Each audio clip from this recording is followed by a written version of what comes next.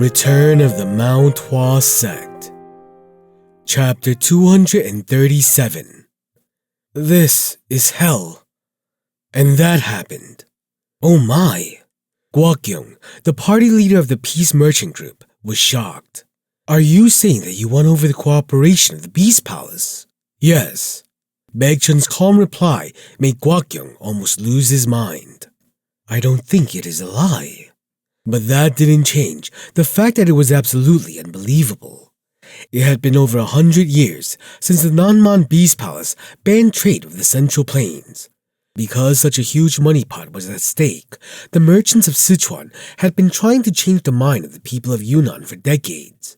However, despite all their efforts that had persisted for a long time, they couldn't overcome the stubborn decision of the Beast Palace. But these young Taoists had done it. Well then, what about the tea trade? From now on, all trade with Yunnan will happen only through Mount Hua. Now wait! Please wait for a moment, then Baekchun glanced at Jogul. Jogul put on a smile and said, We haven't forgotten the grace of the peace merchants who brought us here. Any merchant group under the banner of Mount Hua can freely come and go from Yunnan. Ah! A look of relief appeared on Gwakyung's face. This is definitely not normal. Those who bore the name of Mount Hua could now freely move in and out of Yunnan. This meant that Mount Hua would have complete control of the Yunnan Central Plains trade in the future. In other words, in the future, Mount Hua could take advantage of the exclusive rights with Yunnan and control the trade in the Central Plains as they wish. The Yunnan tea trade generated huge profits, and the merchants who couldn't participate in it would obviously be pushed out of the competition. Now isn't the time to talk back. He had to notify their merchant group head so that he would be able to take suitable action. More than anything else. Gwakyung looked at Jogul, the second son of a merchant who was based in Sichuan. It wouldn't look good for Mount Hua to move directly into Sichuan, so they would employ an agent, and that agent was more than likely to be Jogul's father. Gwakyung, who had finally composed his thoughts, lost his complexion. Congratulations, you have obtained a huge deal. It was nothing. So, we need to head back to Sichuan. When were you thinking of heading back? But our work here isn't done. It is fine then, we can go back from here ourselves. Gwakyung's head was spinning. He knew that it was important to build relationships with Mount Hua. It would be great if I could take them directly to the head. If the Peace Merchant Group head himself came out and made a close relationship with these disciples, it would be much better. However, the answer that had come out of Baekchun's mouth shattered his expectations. Thank you for your consideration, but I think we can head back separately. We are in a hurry. The road from Sichuan will be difficult. It would be fastest for us to head back together. Moreover, it is hard for us to find horses here as well. Ah, that. Baekchun scratched his head. As he was thinking of a reply, he saw a cloud of dust forming on the road a bit away from him. Looks like he is coming. Huh? Gwakyung turned his head and looked in that direction. Ah! Run! Run! Ah! The bandits who had been pulling the carriage stopped and desperately gasped for breath. As Gwakyung saw their chests rise and fall, he felt true compassion for them. What is this? Gwakyung looked at the now fallen bandits. Why does everyone have hay in their mouths? It was just something that he just couldn't understand. At that moment, the group heard someone click their tongue in annoyance. The person in question poked their head out of the carriage. You seem too weak. Can we really reach Sichuan like this?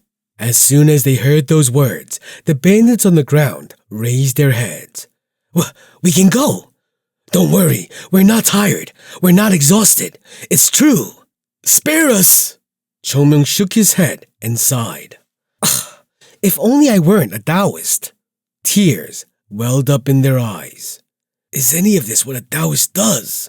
Since when did Taoist and bandits start sharing the same meaning? When did the world become so hard? Mother, I miss you.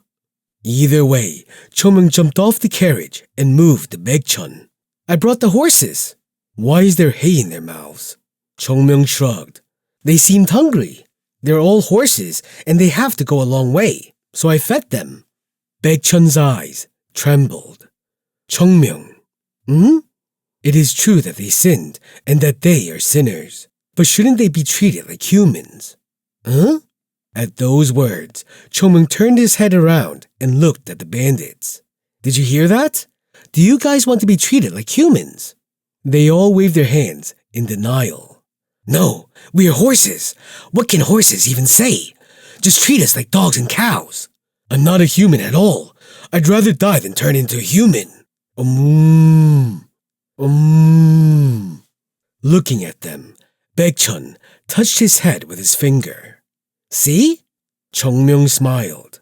Just what did he do to make a person like that? Even Baekchun couldn't comprehend his actions. Chongmyung soon opened his mouth again and said, Don't worry.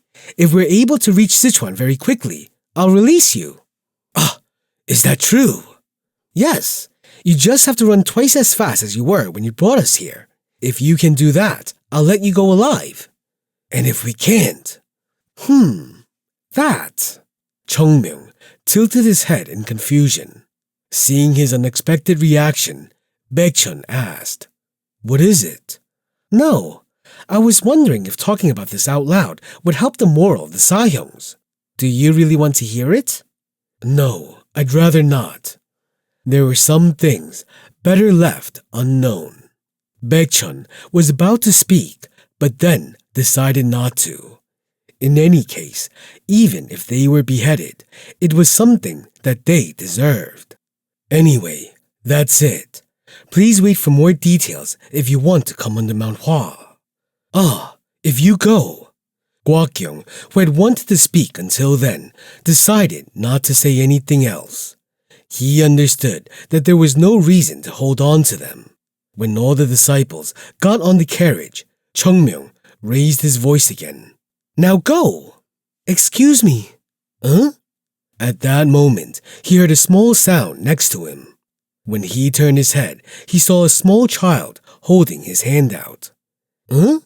Ah, you! Yoonjung, who had also been in the carriage, saw the child and jumped out. He then approached the child without hesitation. As Yoonjung went closer, the child bowed. Thank you. Thanks to you, my brother was able to sleep with his stomach full. Thank you very much. Yoonjung looked at the child and then nodded. I am glad. I will never forget this. Thank you. Seeing that, Chongmyung glanced around. He could see that children were sticking out their heads and moving towards them from all corners of the street. Some of the children were looking up as if they were saying thank you, while others bowed. One child clung to Yoonjung's hand and the other to the hem of his robe. Just looking at them, he could feel how touched the children were. Chongmyung slowly turned his head and looked up at the sky. Great Sahyong. Well, I won't be able to become the person Sahyong wanted me to be, but there seems to be a disciple who will follow that path. Are you happy? Chongmyung thought that it somehow looked like the Sahyong was smiling at him from the sky. Sahyong, let's go. Okay. We need to head back to Sichuan and send back rice to this place. Hurry up. We cannot stay here anymore. Right. Yoonjung had a stiff face. Stroking the heads of the children surrounding him, he spoke in a low voice. Be patient. You will not starve anymore. Right. What he saw were faces that had no expectations. They probably heard this too many times, but this was fine for now. This was all he could do to comfort them. Yoonjung ruffled their hair and then went into the carriage and spoke in an angry voice. Let's go. This is urgent. What are you doing? Yes. Chongmyung smiled and yelled at the bandits immediately. Move already. Yes.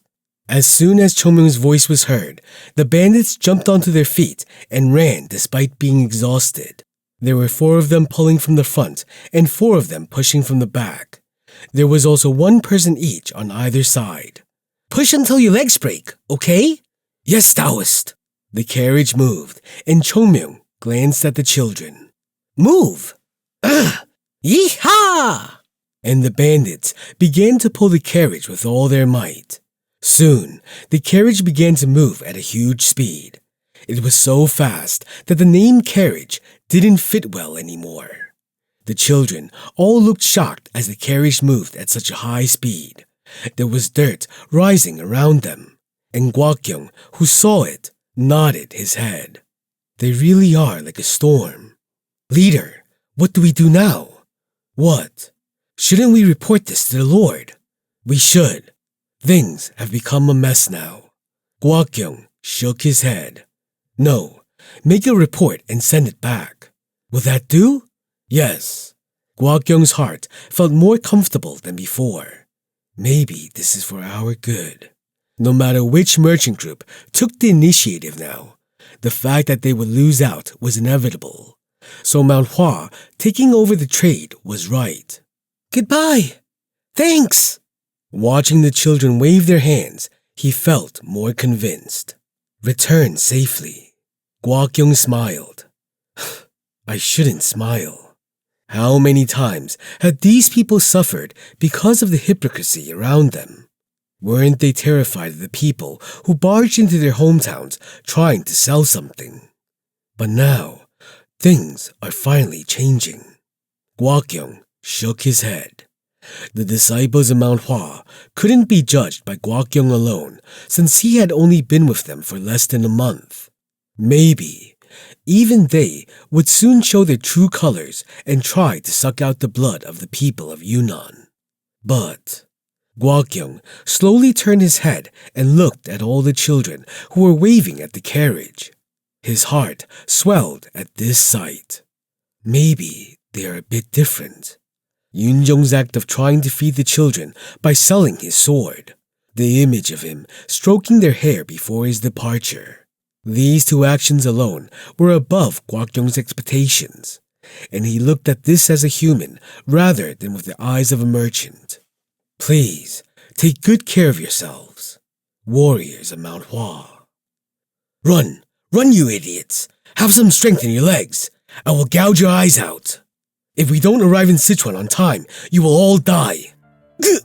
The bandits were biting their tongues as they dragged the carriage forward, and the person sitting behind them was threatening them with their lives. The disciples of Mount Hua were all puzzled. What's with him? The idea of buying food for the children seems to have been the decisive blow to his personality. That much? Right. It was Yunjong and not Chongmyung who was beating them.